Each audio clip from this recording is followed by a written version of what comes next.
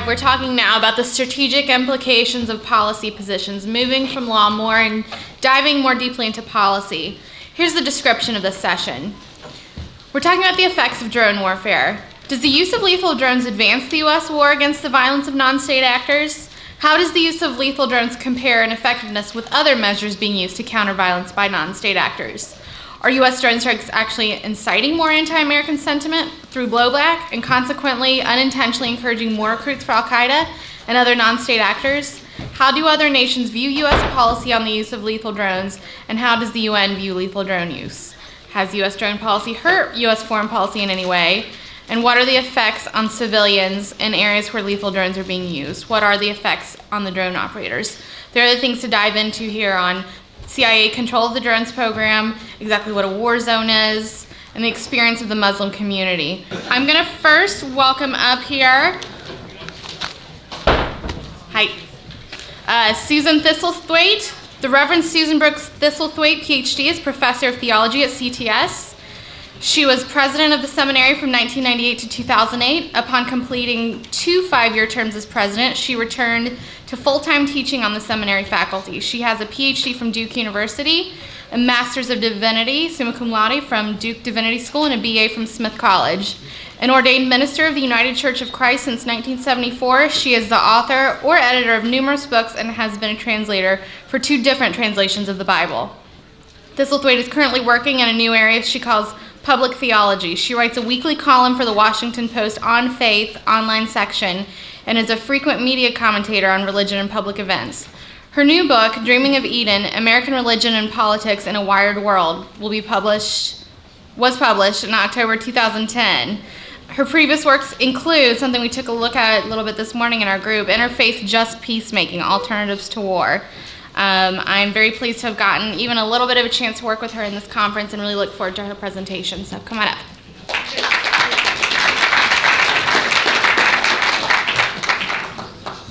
Thanks. That was actually 2 books ago. I should have updated my resume, the one I sent you.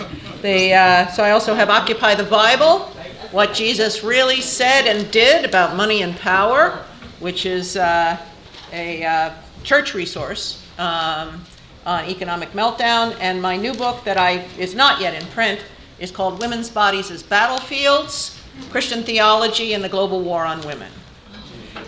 So I'm going to talk about it, and I did a PowerPoint because it's late in the afternoon, friends, and I've taught long enough to know if you have a class at this time of the day, you got to put something in front of people to look at. So there you go. And I'm going to talk about the strategic incoherence of drone policy, and I am going to start by talking about the strategic incoherence of U.S. foreign policy. This is a drone. We know this because there's one in the lobby of where we're staying over at Erdman's. U.S. foreign policy is strategically incoherent. And I think this is where we need to start in this discussion on drones and strategy. And it is becoming more and more widely discussed that U.S. foreign policy is strategically incoherent. Now, there are people who think we've got to fix that. We need to make foreign policy more strategically coherent and plug drones into that. And then there are others who think that's a pipe dream, and I am one of them. And I also think that whatever coherence used to actually exist, and that's too large a subject for us at this point, but whatever coherence used to exist is gone. There is no possibility of return to that era of the great game, right? The great colonial period where the world is divided up, the Cold War, these grand narratives. That's not to say people aren't trying. You got this clash of civilization, an attempt to do a grand narrative. And this is laughable. This is laughable in light of what has happened in Iraq and Afghanistan. But you can't even enforce grand narratives. It's you and what army? Well, even with an army, you can't enforce a grand narrative. So if we ask, as was read out, as drone policy hurt U.S. foreign policy in any way? This is what we on this panel are asked to address. The answer to that is yes. Yes, it has. But this is because this drone warfare is not just a product of this incoherence, it's a cause. It's not just a product, it's a cause. And that's pretty much my speech. You can just, relax here at this point. We conduct drone warfare largely because people can't think of anything better to do. Right? Yeah. We tried the whole traditional war thing and it just didn't work out. Right? And so why not try this? But it is creating more incoherence. It creates more chaos. Marianne so well said. It's expansive. It's an expansive, there you are, Mary. It expands the arenas for war. And you can just cherry pick where you want to wage conflict. 2 words you never want to hear about war are easy and cheap. There's 2 things you just don't want to hear. And if I were on the faith panel, I've written on this as temptation. This is the theological category of temptation. But here we're talking about incoherence. Now, I thought to myself, how am I going to visually represent that? So I thought this would be good. This is M.C. Escher, and this is widely, just M.C. Escher, again, this is our foreign policy here, in terms of, but there's these competing perspectives. That's why M.C. Escher is so good at this, and why his work is so widely discussed in terms of postmodernism, because it's perspective against perspective, against perspective, against perspective. And I think the world has always been like that. It's just that now, with new media, with new technologies, with social media, with the democratization that has come about through the digital age, you can see it better now. But I also think it is productive of chaos. Now, I've got one example. I think it's a good example of strategic incoherence. It happened just this past week in the president's State of the Union message. These are 2 sentences back to back. We leverage our power with coalition building, and we reserve the right to act unilaterally as we've done relentlessly since I took office to take out terrorists who pose a direct threat to us and our allies. Let's just read that again for any hint of coherence. We leverage our power in coalition building. Take them out. Unilaterally. Coherence. Work together with others. I mean, what would you say to your child if they came home from school and said, I will work together with others, except I will punch any kid I want to? All right, so this incoherence is my view, American foreign policy. And Rosa Brooks, you may have seen this essay in Foreign Policy. She names this elephant in the room, very well titled, U.S. foreign policy is a mess, a big aimless mess. And the title, however, is Embrace the Chaos. So she goes through, and I highly recommend the essay to you, especially in its diagnostic portion. The usual suspects are named. Why is this a big mess? A big, incoherent mess? Well, she says technological revolutions, power and access to power, more democratized, more diffuse in one way, concentrated in another, and a risk to the whole species of global catastrophe, the accelerating rate of technological and social change. So that's sources of the mess. And few around the world are willing to trust in American leadership because it shuts down its own government. It's facilitated becoming the nation with, in terms of the developed world, the highest rate of income inequality, and it incarcerates pretty much everybody. So, but then she shifts to John Rawls. And I am second to none in my admiration for the elegance and wisdom and care with which John Rawls makes ethical reasoning on the basis of, if you couldn't decide, if you couldn't know who you're going to be, wouldn't you try to make the most fair policies? So she goes from this to Rawls. It's not going to work. The very thing that has produced this is not going to be amenable to, now just wait, and let's make foreign policy based on a calculation of what is fairest for everybody. In what universe do you think that's possible? Now, Brian Katulis and I, of the Center for American Progress, have written an article that we call Power Shifts.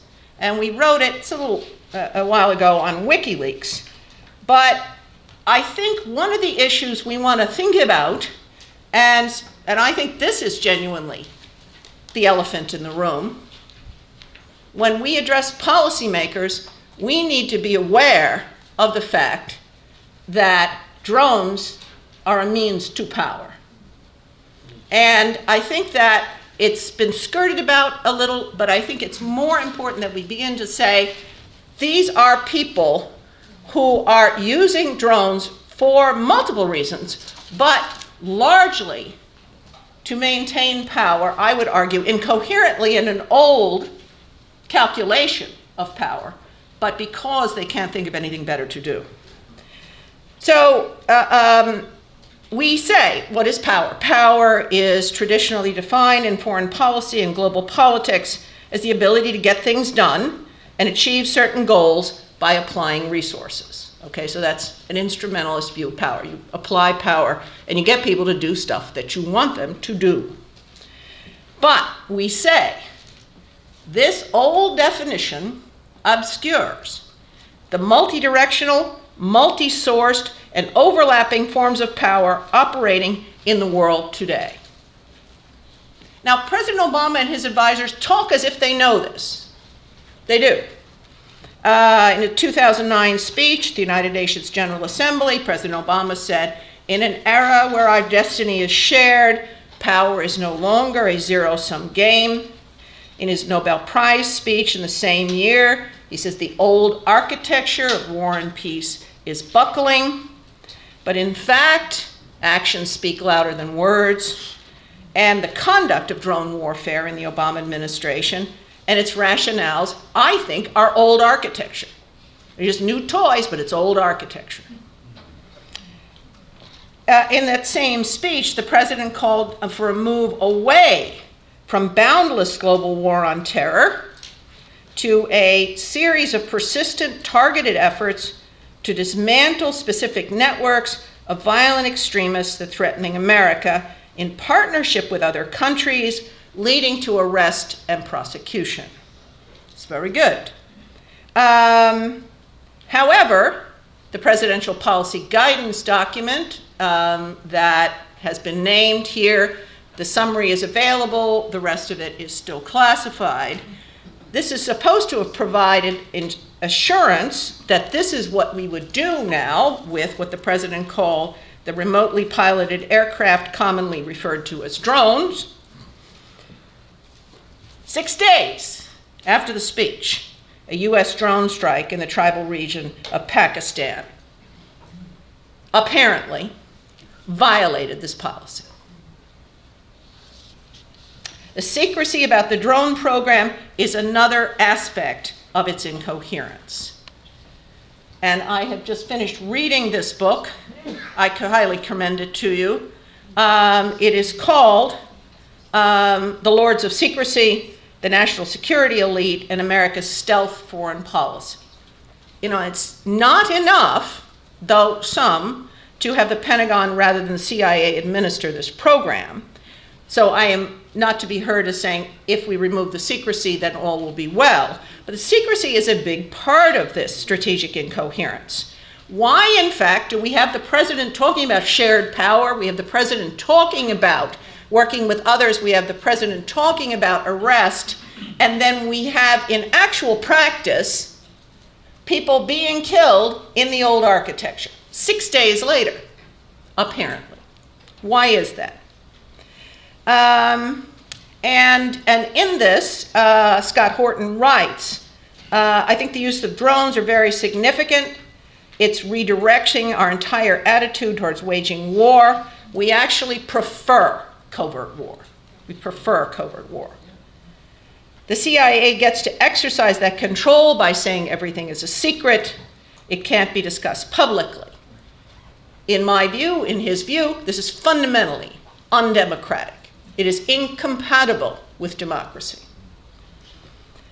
And that's because the people in Pakistan, the people around the world know about our drone program. The American people are the ones who are in the dark, either by choice, because they are far more concerned with the deflation of footballs than perhaps 2015 drone strikes. Surgical strikes. Yeah, right. Spike you.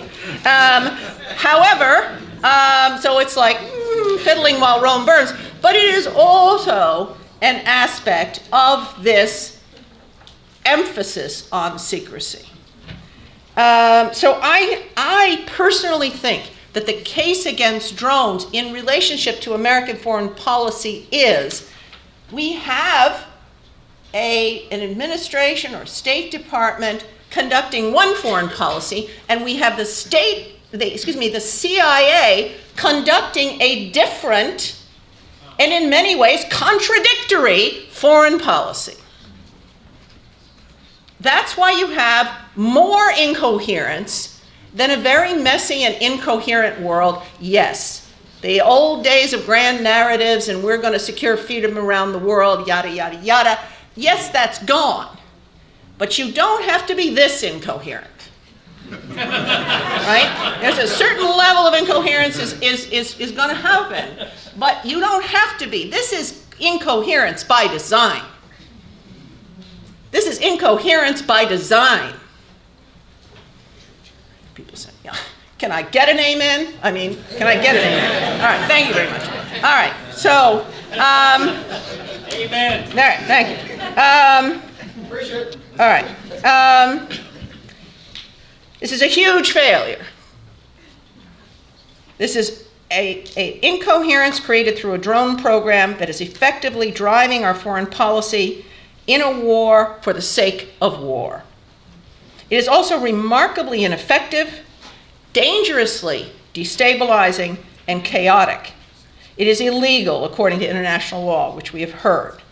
I will not repeat the United Nations Special Rapporteur and what he said. However, that is entirely relevant and has been referred to a number of times.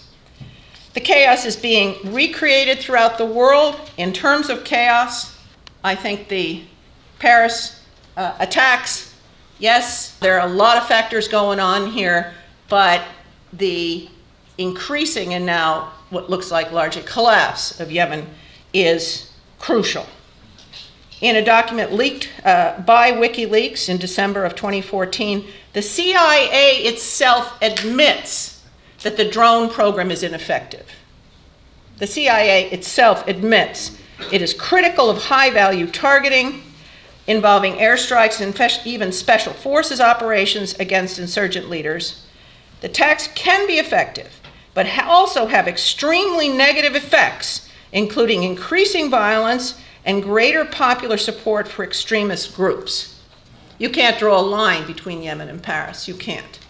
But you can also say that a chaotic world helps generate chaos.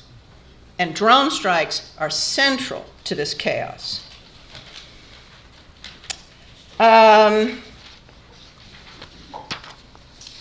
John Kerry tried to stop. I believe that.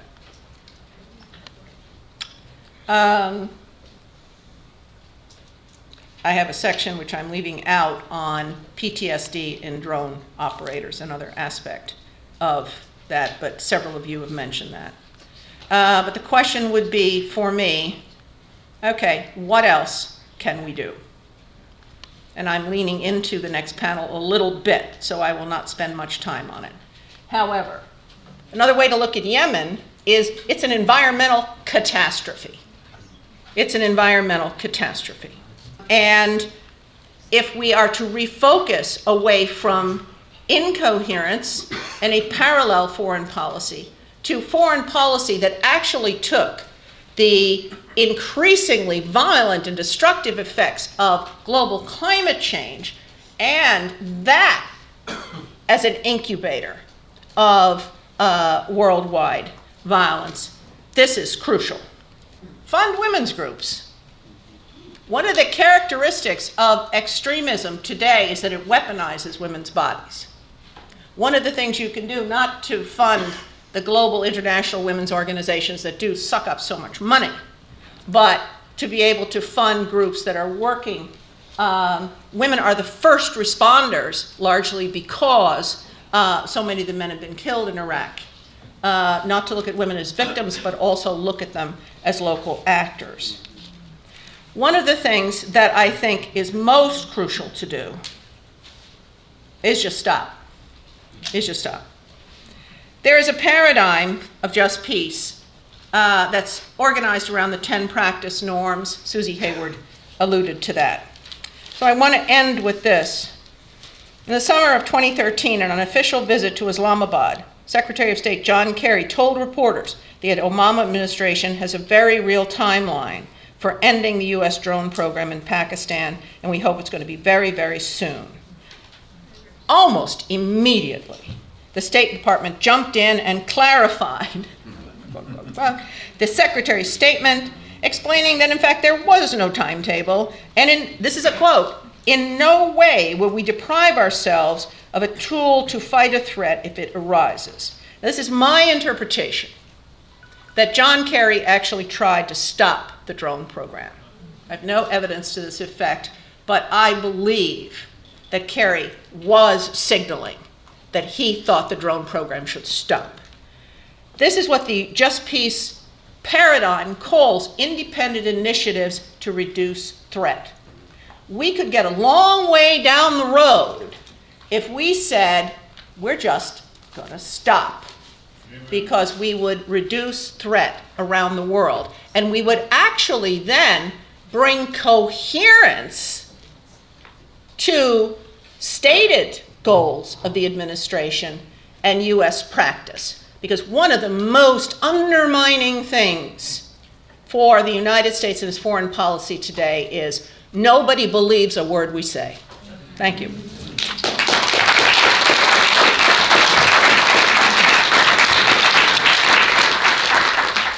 Next, I want to welcome Benjamin Friedman. He's a research fellow in defense and homeland security studies. He writes about U.S. defense politics, focusing on strategy, budgeting, and war. He has co-edited 2 books and has published in International Security, Political Science Quarterly, Foreign Affairs, The New York Times, The LA Times, The Atlantic, The Philadelphia Inquirer, USA Today, The Hill, Politico, and Christian Science Monitor, and various other journals. Ben is a graduate of Dartmouth College, a PhD candidate in political science at the Massachusetts Institute of Technology, and an adjunct lecturer at George Washington's Elliott School of International Affairs. Welcome, Benjamin.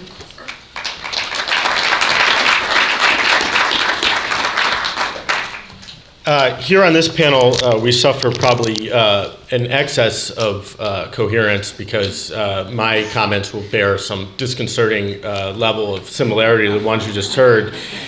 But we'll do what we can. I don't agree with, I'll try to think of some stuff I disagree with you about.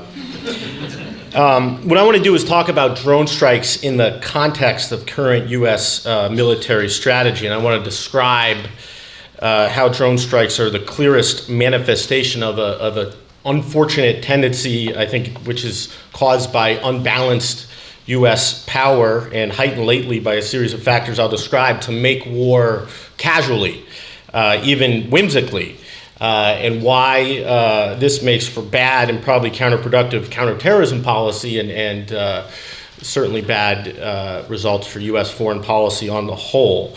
And I think this is a failure of democracy, one that actually occurs in a sense in non-security realms, where anywhere really where there's an absence of concentrated costs, that is a group of obvious losers that come from a policy.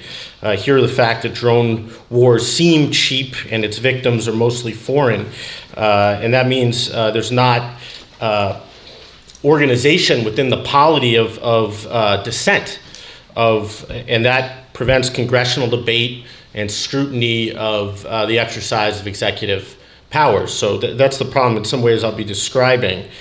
And I'm going to draw in describing this on the Stimson Drone Task Force report, one copy of which is left outside, so you might want to scramble out there, which was co-chaired by Rosa Brooks and General John Abizaid, and I was on one of the working groups, and therefore I think it's one of the best sort of blue ribbon bipartisan reports you can read, which is a very, very light compliment, because most of those reports are terrible. And then I'll end by describing what we can do to improve things, and I won't be able to touch on all the questions that are posed in the description of this panel, but I'm willing to try in Q&A. I want to start by echoing what Jeremy Waldron touched on last night, that drones are just a technology that serves policies, and it's those policies that deserve most of our scrutiny.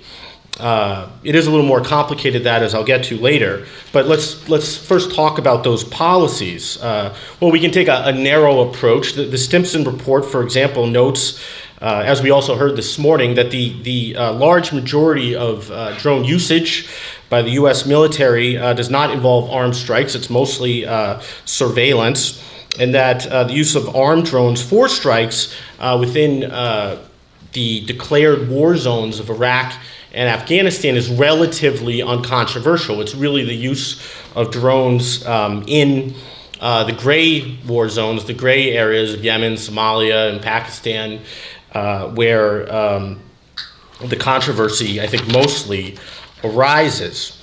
And these are areas, I think, where the technology seems to cause or widen war, generally of a constitutionally dubious variety. But before drilling down onto that bit of things, I think it's useful to consider the broader context of armed drone use, the policies or the approach to U.S. security that has us at a time when our president is criticized on security policy mostly for being overly dovish, that has us participating in, I think, maybe bombing 6 countries. So I think in talking about the trouble with drones, you got to point first at the bipartisan militarized approach to foreign policy that makes this amount of warfare seem moderate or even dovish compared to the conceivable alternatives in Washington. The belief of the elites in both parties, and the foreign policy elites, that military primacy or hegemony of the United States is indispensable to global stability, and that the United States is also indispensable to the resolution of civil conflict in lots of parts of the world, that every problem is somehow dependent on our benevolence and efforts to solve it. I could talk at length about the origins of this bipartisan consensus, but that's a different talk. And while I agree with my co-panelists that strategic coherence is sort of a unicorn, a nice thing to have that doesn't really exist, I do think that there's more coherence than our rhetoric about foreign policy would lead one to believe, because there's this bipartisan belief in primacy, and when you strip away all the rhetoric, they believe in most of the same things. What's more relevant now is how events in the last couple of decades have conspired to make this an especially propitious time politically for the use of drones and other limited military means, whether they're special operations raids, the training of foreign militaries, or other forms of air power. You could call this a limited liability approach to military strategy, where we seek broad objectives now at very low cost in blood and to a lesser extent treasure, at least when it comes to that of Americans. And I'm going to mention 7 factors that have, I think, heightened this tendency in somewhat recent years. First, Special Operations Command expanded greatly during the 2000s with the military buildup going on. It didn't contract when the rest of the military recently had a small cut. And that expansion occurred both to accomplish its traditional SOCOM, Special Operations Command's traditional military-to-military training and support mission, but especially, the expansion occurred especially to serve this targeted raid and killing procedures that they were able to practice so much in Iraq and Afghanistan, and also, of course, the operation of drones. Second, a surveillance and precision targeting revolution has occurred over the last couple decades, or more really, which has sort of perfected itself, in the post-Cold War era, which made air power not just far more accurate, but in a direct sense, exponentially more accurate, where the number of aircraft required to destroy a set amount of targets, or the number of sorties, whatever unit you want to use to measure, has declined exponentially. So we have so much more ability to destroy things precisely, and that's a necessary condition that allows us to use cruise missiles or any aircraft, including drones, to attack things precisely enough that we can go after individuals. Third, in a legal sense, this administration inherited supercharged imperial presidency thanks to the last administration, and Congress that's become accustomed to extreme deference to executive power. And I won't talk much about that because others have already.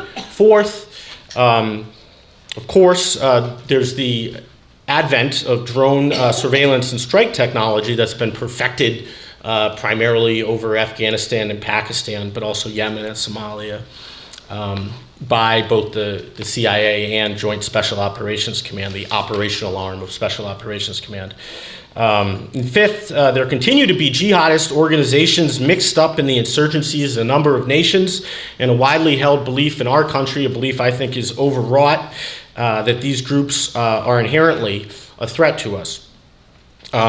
So those are all pushes to war. Those are all trends towards the expansive use of military force, but there are a couple countervailing factors. One is the occupational wars in Iraq and Afghanistan created a big public backlash, historically high amounts of public opposition to war, at least the costly kind that involves a lot of ground forces. And you see that in the run-up to some of the wars we've had, where even politicians who tell you that ISIS is the reincarnation of every terrible threat that we've ever seen before and a grave threat to the livelihood of our children, those same politicians say, but we mustn't send ground forces to go after them. If it's such a big threat, why not? Well, part of it is this political condition.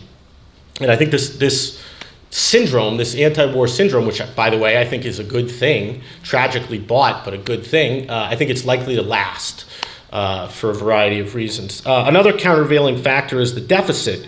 Growing concern about it created calls for austerity and reduced our massive defense spending, or at least reduced it a bit and then held it in check for the last couple of years, and somewhat reduced support for war spending and therefore for wars, and made it harder to fund them.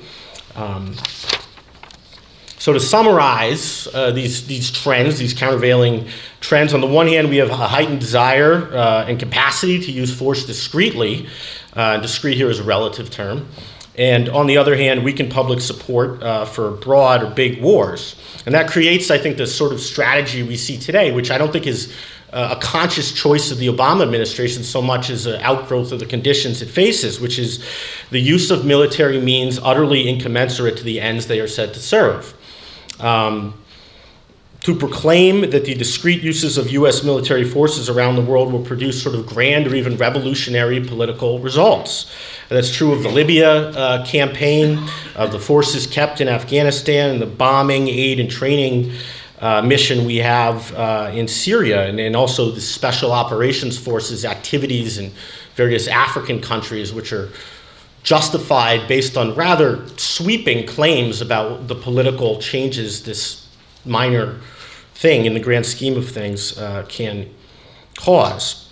So it's not just drones, and indeed most of the complaints we are expressing here and I'm expressing here could have been applied during the 1990s, I think, when victory in the Cold War and the Gulf War created a newfound infatuation with strategic air power, manifest most clearly, I think, in the war over Kosovo.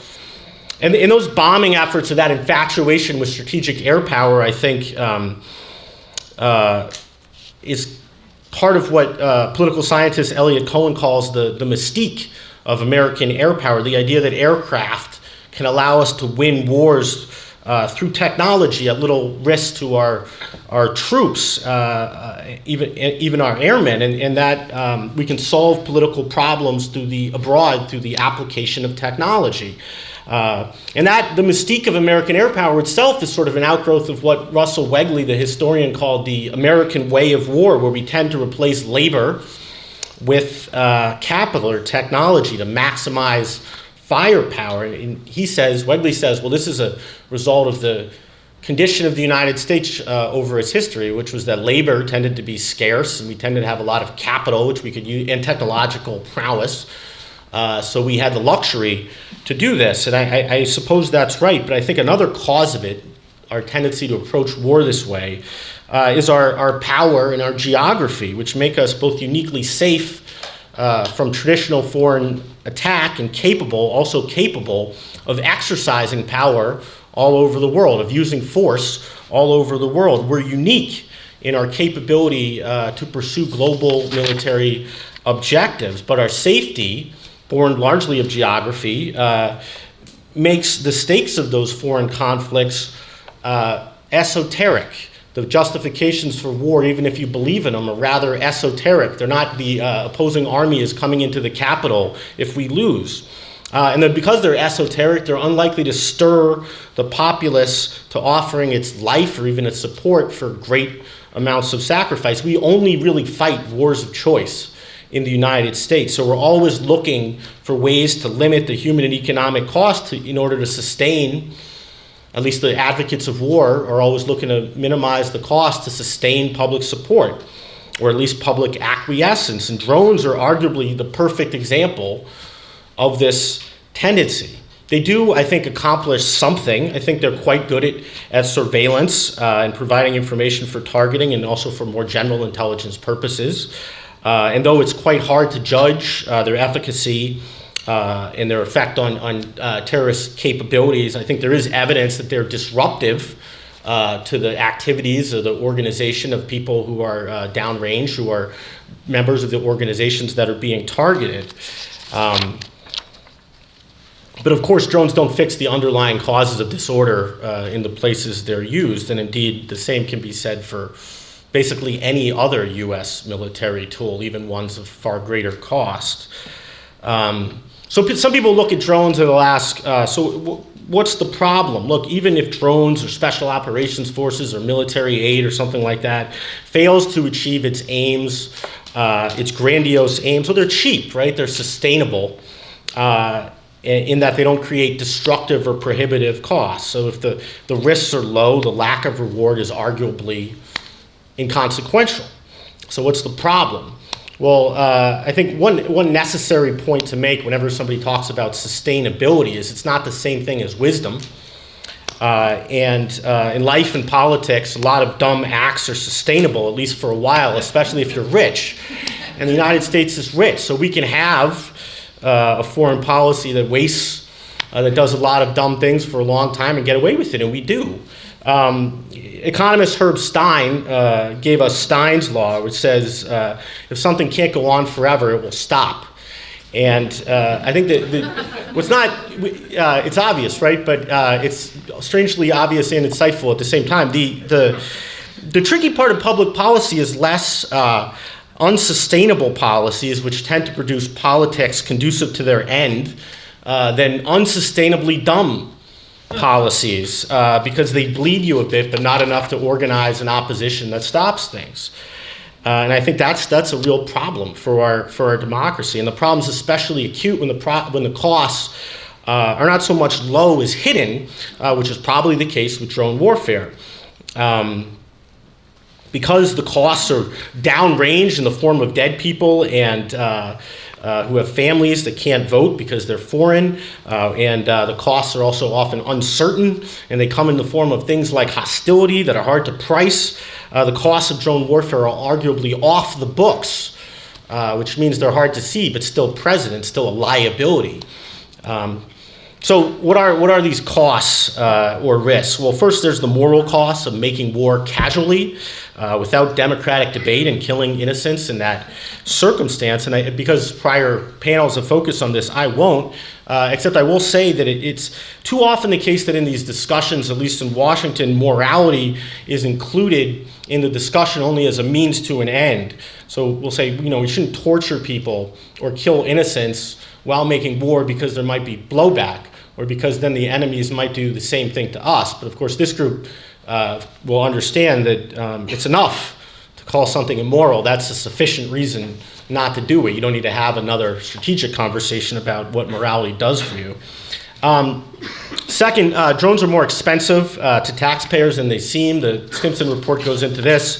The operational costs are actually rather high. So although the aircraft itself is cheap, they're not as cheap as they seem. Third, there's a risk that drones might erode the norm of sovereignty, which serves U.S. interests and peace generally. This has been the case for a lot of aircraft and other things, other technologies the United States uses, but drones, I think, because of their number and their low altitude, arguably make the problem worse.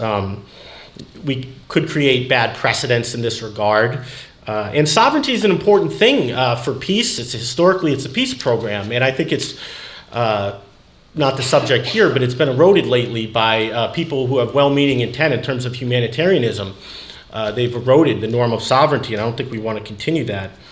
The fourth problem is blowback, where strikes, even when they're successful in terms of killing terrorists, create resentment in affected communities enough to make them support or even become terrorists that attack the United States. So the strikes do more harm than good. And blowback can also mean generating support for not necessarily terrorists, but anti-American insurgents, or just policies or diplomacy or non-cooperation with U.S. policy goals, and hurt U.S. interests in that way. And blowback gets raised a lot in discussions like this. It's always sort of on the list, but it's mostly as a hypothesis or a question. That's because it's so difficult to measure the benefits of drone strikes and the costs in terms of blowback, but not equally so. I think an issue is that the benefits are immediate. They're at least more immediate. They're more, it's easier to see the benefits. They're more discernible. And yet the costs, if they're blowback, are sort of a slow boil that doesn't manifest itself right away. So even if you're looking at blowback and trying to do cost-benefit analysis, you might not be able to in present time. And one reason I think to believe in blowback is what we know about historically about strategic bombing campaigns. The famous World War II strategic bombing survey. And what that all tells us is that even quite intense violence perpetrated on societies, in that case, Nazi Germany, tends to make the government or the insurgency under attack more popular with those it governs, partly because they become more dependent on it when you bomb them, and also to heighten. The bombing heightens usually violent resistance to the bombing state, and that resistance tends to be mobilized by nationalism and other forms of identity politics, including the radical religious variety. So that's blowback. A fifth form of risk with drones is a self-fulfilling prophecy danger, where for fear that Islamist insurgents are planning to attack us, that is, that they're anti-American terrorists, we behave as if they are and already. And so we take people who are consumed with local struggles, and though they might not like the United States of America, not particularly interested in killing Americans, and because we bomb them, change that and make them into what we feared they were. And I think that's occurred. The sixth risk, I think, is that that makes the cost of drones more than is obvious is the danger of slippery slopes to endless or wider war. And here I want to quote the Stimson report because it lays out the causal pathways pretty clearly. The seemingly low risk and low cost missions enabled by UAV technologies may encourage the United States to fly such missions more, pursuing targets with UAVs that would be deemed not worth pursuing if manned aircraft or special operations forces had to be put at risk. UAVs also create an escalation risk insofar as they may lower the bar to enter a conflict without increasing the likelihood of a satisfactory outcome. And they explain why that is, why we get sucked into these conflicts, because we try to solve, having begun to participate in a problem with a technology that doesn't solve it, we commit ourselves to solving it and thus tend to get sucked deeper into the problem. And the report goes on to say that if UAVs were not a problem, if drones were not an option, that the United States probably wouldn't have engaged in most of these conflicts. So to repeat what was said earlier, the alternative to drone strikes, contrary to what their advocates usually say, is not some other form of warfare but peace. I think a final problem with drones, or perhaps a manifestation of that last slippery slope one, is the danger they create for our constitutional system. It's not that big an exaggeration to say that we're in an era of sort of iTunes or why not wars where we bomb countries with minimal debate and democratic consideration because the cost is low. And when you buy a car, you think a lot about what it costs and you debate it. When you buy an iTunes song, it's 99 cents, so why not, right? We have wars like that now in the United States. The war in Libya cost $2 billion. It was barely debated by Congress. It was a why not war. The Benghazi thing has been debated 100 times more than the decision to make the war in Libya. There was no authorization. There was not even an appropriation. And drone strikes, of course, are like that. By easing the onset and expanding these low-cost wars, drones make it easier for Congress to abrogate its responsibilities, and no constituents get mad at them, so they can take a pass, and they do. And that, whatever the president said in that speech he gave in 2013 that's been mentioned a couple times, not a thing really has changed since then. The president gets to make these decisions in a room alone with his lawyers, and Congress lets him. And it's I think, not a very useful use of anyone's time to go complain to the president about it. That's what presidents do, right? That's the United States Constitution expects people to grab at powers. And what Congress has failed to do, to use Edwin Corwin's famous phrase, is they've not taken up the Constitution's invitation to struggle for the privilege of directing U.S. foreign policy. And that the technology fuels that because it's so cheap. And I think that's really the most insidious problem with drones, because we can't even make good judgments about these policies. I'm not opposed to drone strikes everywhere, but I don't think I can make a judgment about their wisdom in in various cases, because nobody makes the administration come before Congress and say why it thinks these strikes are a good idea, and the information remains secret. The wars remain covert. So it's hard to know in what cases they might make sense. Anyway, I have to wrap up, having not left time for my list of policy changes, but I will say that a couple things. One is I agree with the congressman who said last night we should have fewer covert wars. Covert wars are inherently undemocratic, and because they're inherently undemocratic, they're inherently, or at least they're more likely to be dumb, because the division of powers, the balance of powers, checks and balances is not just a formalistic thing that we should do because people alive long ago wearing wigs said so. It's a public policy theory about what produces good policy outcomes, and people whose beliefs aren't interrogated and who aren't asked to justify themselves are more likely to make dumb decisions. So I think that's a big one. Getting rid of the AUMF is a big one. And most importantly, perhaps, I think the unfortunate circumstances we've experienced in Iraq and Afghanistan make this a good time for reviving the anti-militarist ideology that used to be a more popular thing in the country. And that's something that doesn't require getting Congress to do anything. It can be done by the sorts of organizations that people here work for. And I would just say, finally, I think it's important, to cast a broad, to have a broader tent. So if you just say, we're going to accomplish all the things we were trying to accomplish in solving the problems of Yemen or Mali, except we're going to do it with the State Department, you lose a lot of people on the right. And I wouldn't consider myself to be on the right, but you lose me, because I don't think the State Department has the magic dust that solves those political conflicts either. So I agree with my co-panelist that one thing we can just do is stop and say we're going to do less. We can't solve all these problems. And I think that offers a chance of a broader political coalition built around the idea in part that wars should be hard to start. I'll stop there.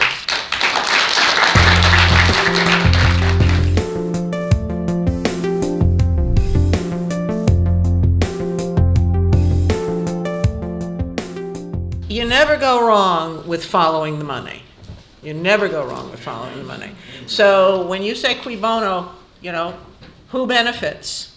I think that the strategic incoherence benefits the lobbyists. I think it benefits the defense industry. So, I mean, just as clear a calculation as you could find.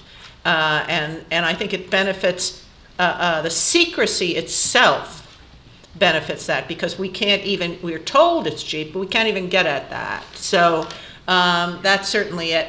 And, I don't think the foreign policy establishment is the only incoherence. And so it's tempting in these meetings to say, ain't it awful about others?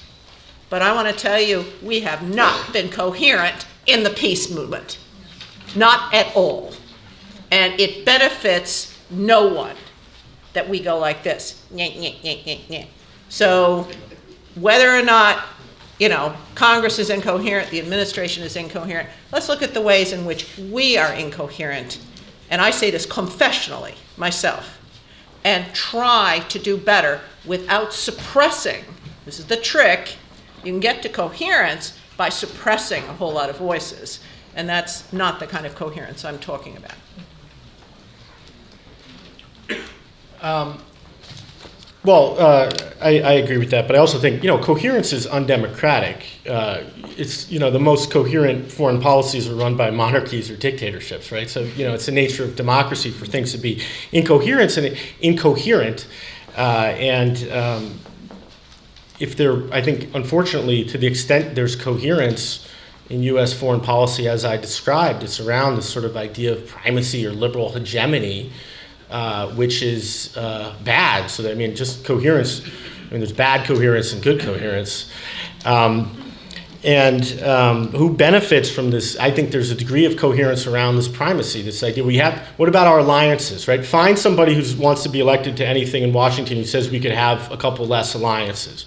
Maybe NATO is something we could reconsider after 60 years of defending rich allies. There's about, I know who they are because Cato thinks that, so we know the 3 congressmen who agree with us, but that's not an acceptable idea. So there's this broad agreement about the role of the U.S. and our foreign policy, although the rhetoric around it is certainly incoherent. And the beneficiaries, of course, are the military-industrial congressional complex and those who accept their checks, which is a lot of think tanks and so forth. But I think it's more than that, because I think really, the experience of the Cold War and winning it created ideological consensus of sorts. The elites, foreign policy elites, believed that the United States public was inherently isolationist, and they had to be battered constantly with what Dean Acheson said was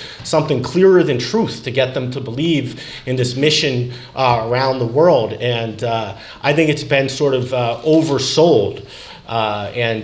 We've created a whole generation of people who take something that was originally said cynically by people like Acheson, and they become true believers. I think a lot of neocons are like that, that we're indispensable and sort of incapable of moral fallibility. So I think in some ways there's this historical process where bootleggers become Baptists, to use a phrase from regulatory affairs. Sort of the cynical approach teaches people to believe in it wholesomely. Later, Baptists and bootleggers are the big coalition against alcohol, right? I'm talking too much. I'm sorry. I agree that there's a incoherence around executive orders and the way critics of the president approach that. But what else is new? The discovery of hypocrisy in our major political parties is pretty easy. On my unsaid policy recommendations.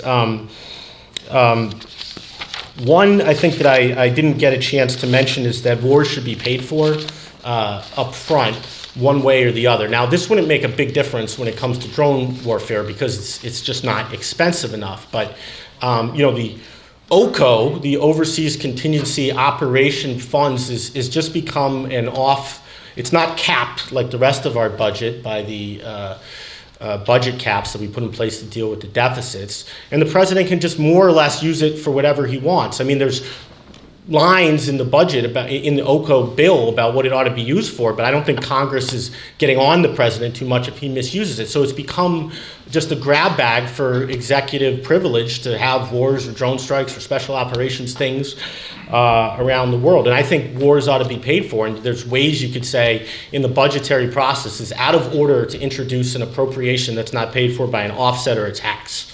And I know members who tried to, I don't know the members, I know the staffers who tried to do that and went nowhere. But I think that's a pretty good idea because it forces debate, right? If you have to get the money out of somebody else's hide, or you have to raise a tax, which Republicans hate, then you have to have at least a little bit of a debate about where the money is coming from. Whereas, putting on a credit card for your grandkids is not, they don't get to have a say. So that's, I think, one thing. And then it's, of course, I think it would be useful for Congress to clean up the law, which is incredibly complex, about when covert force can be used covertly, particularly as applied to Joint Special Operations Command. Because while I think it's a good idea to put the drone strikes in the hands of JSOC exclusively, because I don't think the CIA should be a paramilitary organization at all, largely because the Intelligence Committee just doesn't perform any oversight. I mean, the only way to make the oversight performed by the Armed Services Committees look good is to look at the example of the Intelligence Committees. And the Armed Services Committees have oversight over Joint Special Operations Command. But that said, you can still, as I understand the law, you can still have covert uses of force using JSOC. So I think that there needs to be something done about the way the law is written on that. I don't really claim expertise on the domestic use of drones. I think that insofar as there is not a legal barrier to arming your own drone, there should be. And I don't think actually there would be a lot of trouble passing that. Who knows, really? But I won't speculate about it. I would support that. I will say only that. Insofar as the police use of domestic drones goes, or federal law enforcement agencies, I think if they're used for surveillance, there should be a warrant requirement. And even if courts find that in some cases you could do warrantless drone surveillance, you could still have a law that says you need a warrant to use these things. So that would be how I would deal with that. On the popularity of these policies, on that issue, I think the popularity of drone strikes, I guess, is reasonably high. The popularity of the foreign policy of the United States overall, if you disaggregate all these particular wars, is not high. In fact, the public tends to be historically considerably more dovish then the elites we elect to run our foreign policy for us, and the policies themselves seem to violate the preferences of most Americans. And there's a book about this called The Foreign Policy Disconnect by a couple academics. And and so it's a weird thing for democracy. You'd think, well, people should be thrown out of office and there'll be sort of a correction. Well, the problem is that these things are for the most part not salient.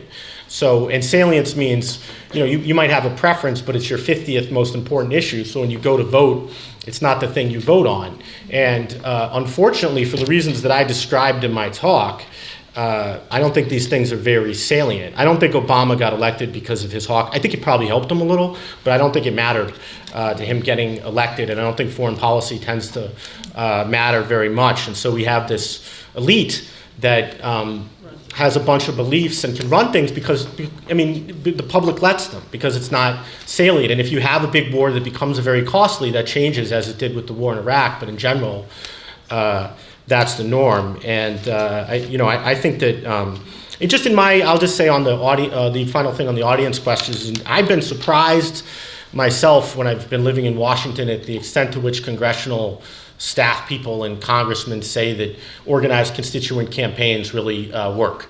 So I think particularly on an issue like the AUMF, where you already had a vote that almost succeeded, there's a lot to be said for just going after the Congress. But of course, there's always the long-term game of changing people's minds. And when I talk about reviving anti-militarist ideology, I certainly don't just mean the people in Washington who are, for the most part, already a lost cause.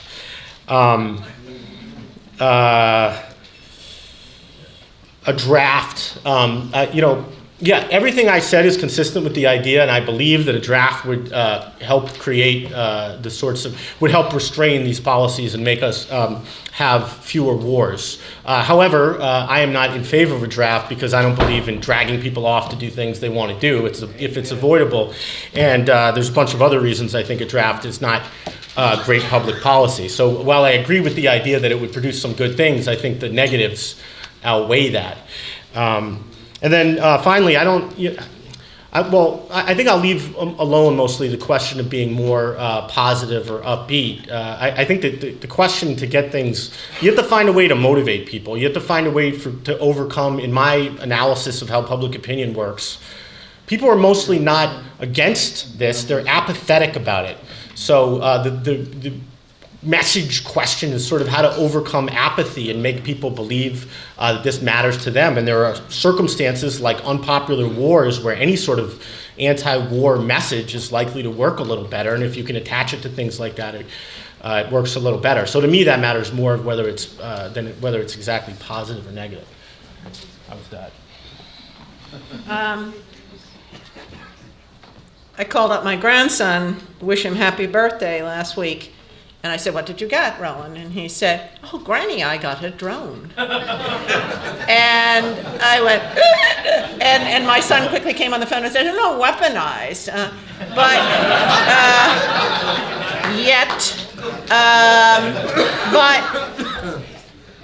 I think in raising the largest question of why, and this was brought up before, why, torture manifests evil. But you've got this was I looked it up, largest selling toy for Christmas, okay? So you've got a toy image that's in, this is not exactly what you asked, but there's, if we're gonna start winding down to the largest kinds of framing, okay? I wish I didn't think this, but I also think that our drone policy, or our droning, is a lot for domestic consumption, and for domestic political consumption, for the very reason that was mentioned by Susie and others, that making peace is equivalent to doing nothing. So, but if you're not going to fight a war in Iraq, if you're not going to go attack Iran, if you're going to actually negotiate with them about region, then you can't do nothing in this weak strong. I had a section of my paper that I didn't get to on the weak strong dichotomy and breaking through the weak strong dichotomy. Now, Hillary Clinton tried, and she tried to use smart power.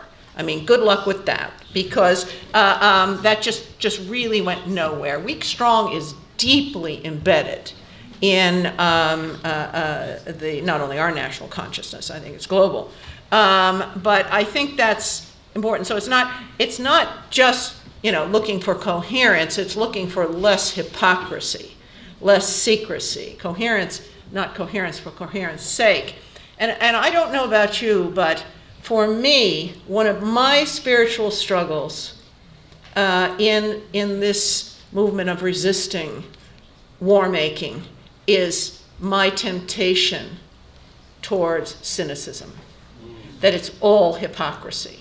And that, you begin to say, well, naturally they're hypocritical. And naturally and that is not a tone I think we can take with policy people. That, we realize that you are, in fact, in the pocket of. But, people have mixed motivations for the kinds of things they do. It's not just one thing. And so, I think it's, you reach a point in a conference where you begin to sort of say, taking away. And I think that getting to know some of you and talking, watching your tweets and so forth, this is a spiritual journey for many people in this room, and it has been for a long time. And I just want to confess that when I talk about coherence, I'm really talking about not lying, but that the acceptance that our leadership operates by choice out of hypocrisy. This is very dangerous to have inside yourself, because then you don't come at people with the invitation to participate in another way. And it's corrosive. I actually don't believe the war in Iraq was fought in a meaningful sense for oil. I think the United States has a lot of bad ideas which caused the war in Iraq, and one of them is sort of a general interest, misconception that we're somehow stabilizing low energy prices by mucking around militarily in the Middle East, which I think is probably backwards. And essentially it's an attempted subsidy to downstream energy consumers, and it's a failed one in that we think we're making the price of oil cheaper, but we're actually not. So you talk about incoherent. I mean, it's a real incoherent thing. But in the sense of literally expropriating the resources from the ground and getting money for ExxonMobil or something, I don't think that really was the cause of the war. I don't think there's actually much evidence for that in the belief structure of the people who supported it. And I think that, you could think the most nefarious things in the world about the people who run those corporations, but I don't think they needed the war to make a buck. I think they had primarily other priorities. And I think the mental health question, I mean, I would just say that the point of my talk is largely that all the costs of extended occupational wars with, IEDs in the ground and thousands of American soldiers being killed or developing PTSD and so forth are things that drones are supposed to avoid. And the promiscuous use of them in this environment where there's a general anti-war sentiment in the United States, I think is a result of the fact that there's a perception, at least, that they escape those consequences. So I don't deny that those things happen, or even that the drone wars, which I say can cause us to go down a slippery slope where we get into larger trouble, might cause some of those things. But I think it's just important to keep in mind that the whole point is kind of to dodge a lot of those costs. I don't entirely agree with the general peace sentiment among the general public. I feel obliged, especially since we are missing a colleague, to talk about the enemy stereotyping of Islamophobia, and that it is legitimate to kill people who hold an ideology that is painted as intrinsically anti-Western and focused on violence. So I think that, I'm in a lot of churches, and and I'm in United Church of Christ churches, you know, which is supposed, and this is an assumption people make that they are out to get us. And so I want to dissent a little bit from, I think it's, but we don't want American lives, you know, that is totally, I hear that all the time. No more boots on the ground. But I think the enemy stereotyping, the Islamophobia machine, and the Center for American Progress did a very good report called Islamophobia Inc., which is, pardon me? Fear Inc., pardon me, which was Islamophobia, but Fear Inc. Thank you for that correction, can be found on the CAP website. This is bought and paid for, this Islamophobia fear machine. So I think that it's important to say that, to say it as clearly as possible, and to say this has to be a focus of our work. Because if we don't get at that level of racist stereotyping, we're not going to be successful in moving people away from drones are the answer.